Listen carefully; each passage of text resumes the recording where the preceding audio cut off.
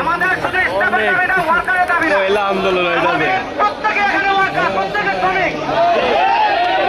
আমরা এখানে কাজ করে টাকার জন্য, টাকার বিনিময়ে কাজ করি। আমাদের কর্মস্থান যদি না থাকে তাহলে আমাদের সমস্ত কর্মকে বুঝিয়ে দিতে হবে। এখানে আমাদের কোনো দলীয় কোনো মন্তব্য করবো না। আমরা কেউ কোনো দলীয় মন্তব্য করবো না।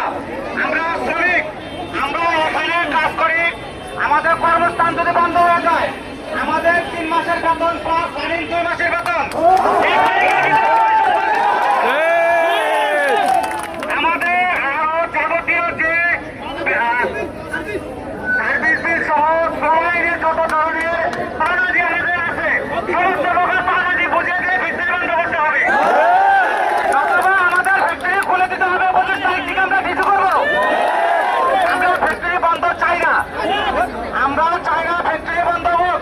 বাট যদি ফ্যাক্টরি কোম্পানি বন্ধ করে দেয়, মালিক পক্ষ বন্ধ করে দেয়, তাহলে আমাদের সমস্ত পাওনাদি বুঝিয়ে দিয়ে তারপর ফ্যাক্টরি বন্ধ করতে হবে। আমাদের এটাই দাবি, আমাদের এবং আমি সকলের উদ্দেশ্যে বলছি, তারা বাসায় আছেন, বাইরে আছেন, যে যেখানে আছেন, আমি প্রত্যেকটা শ্রমিক স্টাফের উদ্দেশ্যে বলছি, প্রত্যেকে আগামীকালকে